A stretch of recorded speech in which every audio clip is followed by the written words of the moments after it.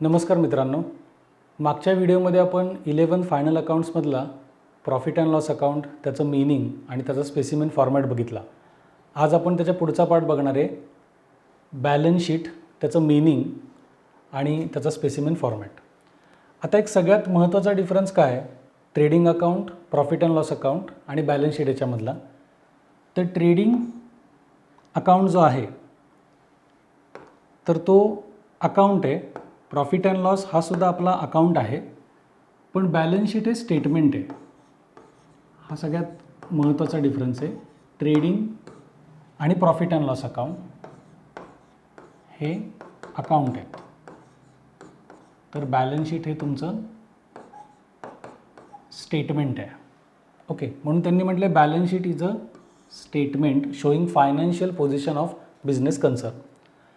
Okay, जर तो account नाही आहे त्यामुळे त्याला डेबिट साईड क्रेडिट साईड असं येणार नाही, पण त्याची लेफ्ट हँड साईड आणि राईट हँड साईड असे दोन पार्ट असतात. तर जी लेफ्ट हँड साईड असते त्याला म्हणतात लायबिलिटी साईड आणि जी राईट हँड साईड आहे त्याला म्हणतात ॲसेट साईड. ओके, तर बिझनेसच्या ज्या काही लायबिलिटीज आहेत, म्हणजे बिझनेसनी ज्या काही अमाऊंट्स पेएबल आहेत त्या सगळ्या लायबिलिटी साईडला येणार, म्हणजे बॅलन्स शीटच्या लेफ्ट हँड साईडला येतील. आणि बिझनेसच्या ज्या काही ॲसेट्स आहेत, म्हणजे बिझनेसचे जे स्वतःचे ओईंग्ज आहेत किंवा प्रॉपर्टीज आहेत किंवा ज्या काही अमाऊंट रिसिएबल आहेत त्या सगळ्या ॲसेट साईडला येतील, म्हणजेच बॅलन्स शीटच्या राईट हँड साईडला येतील. ओके, आणि सगळ्यात महत्त्वाचा part, at the end of the year आपण जी बॅलन्स शीट प्रिपेअर करतो आहे त्याची लायबिलिटी साईडची टोटल आणि ॲसेट साईडची टोटल ही सेम असायला पाहिजे, म्हणजेच इक्वल असायला पाहिजे. त्यालाच आपण म्हणतो बॅलन्स शीट टॅली झाली. At the end of the year he balance sheet tally व्हायला पाहिजे, म्हणजे बिझनेसच्या टोटल लायबिलिटीज आणि बिझनेसच्या टोटल ॲसेट्स या सेम यायला पाहिजे, टॅली व्हायला पाहिजे. मग आता trading account, profit and loss account आणि बॅलन्स शीट याचं पोस्टिंग कसं करायचं ट्रायल बॅलन्समधून हे आपण नंतरच्या व्हिडिओमध्ये बघणार आहोत. आत्ता आपण बघूयात बॅलन्स शीटचा जो स्पेसिमेन फॉर्मॅट आहे तो. ओके, तर हा जो स्पेसिमेन फॉर्मॅट आहे तो तुम्हाला टेक्स्टबुकमध्ये इथे दिलेला आहे. याच्यामध्ये ते स्टेटमेंट असल्यामुळे आपण तिथे काय लिहितो, तर बॅलन्स शीट ॲज ऑन जी काही स्पेसिफिक डेट आहे ती बॅलन्स शीट आपण at the end of the year करतो, म्हणून 31 मार्च सपोज आपण घेतलं हे 2021, तर ती डेट आपण इथे लिहिणार. लेफ्ट हँड साईडला आपण मगाशी बघितलं लायबिलिटी म्हणतात आणि राईट हँड साईडला म्हणतात assets. Trading profit and loss अकाउंटला ज्या पद्धतीने इनर कॉलम आउटर कॉलम घेतो, सेम लायबिलिटीजला इनर कॉलम आउटर कॉलम, ॲसेट्सला पण इनर कॉलम आउटर कॉलम. ज्या आयटम्सला किंवा ज्या लायबिलिटीज आणि ॲसेट्सला काहीतरी ॲडजस्टमेंट आहे, त्याच्यामध्ये ॲड किंवा लेस करायचे, असे आयटम्स किंवा अशा लायबिलिटीज आणि ॲसेट्स आपण इनर कॉलमला त्याची अमाऊंट लिहिणार आणि त्याचं ॲडलेस झाल्यानंतर जो काही फायनल फिगर असेल ते आउटरला जाईल. फॉर एक्झाम्पल पहिला पार्ट आहे कॅपिटल. हे जे काही कॅपिटल आहे हे तुम्हाला ट्रायल बॅलन्समध्ये दिलेलं आहे. ट्रायल बॅलन्समध्ये ह्या ट्रायल बॅलन्समध्ये दिलेलं कॅपिटल आपण इथे मेन्शन करणार. आपण बघितलं की प्रॉफिट अँड लॉस अकाउंटचं जेव्हा आपण क्लोजिंग करतो एकतर तिथे नेट प्रॉफिट येतो किंवा नेट लॉस येतो आणि तो ट्रान्सफर कुठे होतो, बॅलन्स शीट लायबिलिटी साईडला कॅपिटलला. मग तुमचा नेट प्रॉफिट आला तर तो काय होणार आहे, ॲड. आणि जर नेट लॉस आला तर तुमचा काय होणार आहे, तो लेस. नेट प्रॉफिट आला तर ॲड, नेट लॉस आला तर लेस होणार.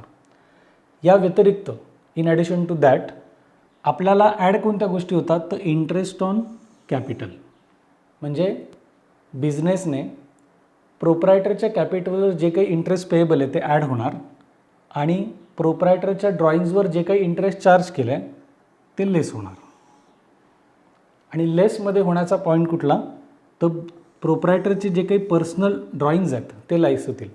मग कॅपिटलमध्ये हे सगळं ॲड लेस करून जी काही फायनल फिगर असेल, नेट फायनल फिगर, ती आपण इथे आउटरला लिहिणार. सो लायबिलिटी साईडचा सगळ्यात पहिला पार्ट कुठला, कॅपिटल. आणि लायबिलिटी साईडची सुरुवात नेहमी ह्याच कॅपिटल अकाउंटनीच करायची, दुसरं कुठलं करायचं नाही. मग बिझनेसच्या ज्या काही अदर लायबिलिटीज आहेत त्या सगळ्या आपण इथे लिहितो. बँक लोन, म्हणजे आपण एखादं बँक लोन घेतलं असेल तर बँकेला ती लोन आपल्याला रिपे करायची म्हणून ती आपली लायबिलिटी. बँक ओव्हरड्राफ्ट हे पण एक प्रकारचं लोन आहे. आपल्या करंट अकाउंटला जो काही बॅलन्स असतो त्यापेक्षा एक्सेस अमाऊंट आपण बँकेकडनं विड्रॉ करू शकतो. त्याला बँक ओव्हरड्राफ्ट म्हणतात, ही पण एक लायबिलिटी.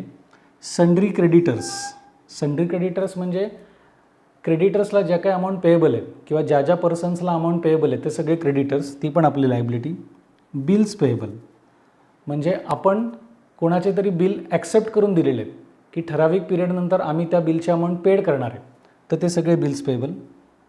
त्याच पद्धतीने आउटस्टँडिंग एक्सपेन्सेस म्हणजे expenses due but not paid, expenses द्यायला पाहिजे होते पण आपण पेड नाही केले, ती पण आपली लायबिलिटी. आणि प्री रिसिव्ड इन्कम त्यालाच इन्कम रिसिव्ड इन ॲडव्हान्स म्हणतात. एखादा इन्कम जर आपण ॲडव्हान्समध्ये घेतला असेल तर ती पण आपली लायबिलिटी झाली. असं आपण लायबिलिटी साईडला सगळे रेकॉर्ड करतो. आता दुसरी side, right hand side, asset side. याच्यामध्ये आपल्या ज्या काही ॲसेट्स आहेत त्या सगळ्या रेकॉर्ड होतील. Cash in hand, cash at bank म्हणजे बिझनेसचा जो बँक अकाउंट आहे तिथला बॅलन्स. बिल्स रिसिवेबल म्हणजे कोणीतरी एखाद्या पर्सननी आपल्याला बिल्स रिसिवेबल ॲक्सेप्ट करून दिलेत, म्हणजे आपल्याला त्या पर्सन्सकडनं तेवढी बिल्सची अमाऊंट रिसिवेबल आहे. ओके, तर ती आपली ॲसेट. सन्ड्री डेटर्स, ज्या व्यक्तींकडनं आपल्याला पैसे रिसिवेबल आहेत ते आपले डेटर्स म्हणून ती ॲसेट. गुडविल, आपल्या बिझनेसचं जे रेप्युटेशन आहे त्याची जी मनी व्हॅल्युएशन आहे त्याला काय म्हणतात, गुडविल, ती पण आपली asset. It is an intangible asset. हे आपण मागे आपल्या लेक्चरमध्ये बघितलेलं आहे, इनटँजिबल ॲसेट.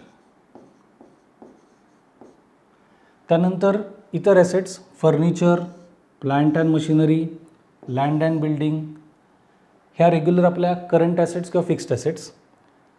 त्यानंतर शेवटचा पार्ट आहे, जे लास्ट 3 पार्ट आहेत ते प्रीपेड एक्सपेन्सेस. प्रीपेड एक्सपेन्सेस म्हणजे आपण जर एक्सपेन्सेस ॲडव्हान्समध्ये पेड केले असतील तर ती आपली ॲसेट असते. आणि आउटस्टँडिंग इन्कम म्हणजे एखादं इन्कम आपल्याला ड्यू आहे, रिसिवेबल आहे, तर ते देखील आपली काय झाली, ॲसेट झाली. आणि सगळ्यात शेवटचा part closing stock at the end of the year. ही आपण ॲडजस्टमेंट बघणार आहोत पुढे. क्लोजिंग स्टॉकचा दुसरा इफेक्ट जो असतो तो इथे बॅलन्स शीटच्या ॲसेट साईडला येतो.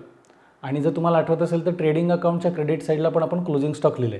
ही जी ॲडजस्टमेंट आहे ही आपण नंतर बघणार आहे.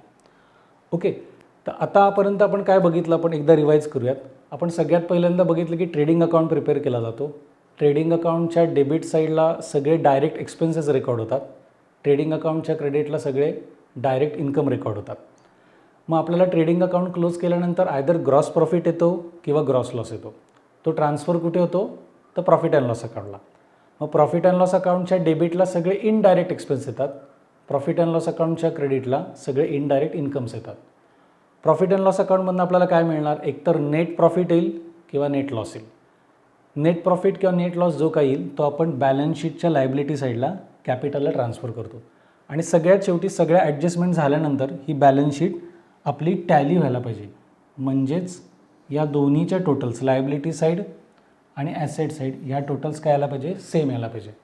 अशा प्रकारे जर ती बॅलन्स शीट टॅली झाली तर आपला प्रॉब्लेम बरोबर झाला. ठीक आहे, इथपर्यंत समजलं. आता ह्याच्या पुढचा जो पार्ट आहे, जे वेगवेगळ्या ॲडजस्टमेंट्स आपल्याला करायचे ते आपण पुढच्या व्हिडिओमध्ये बघूयात.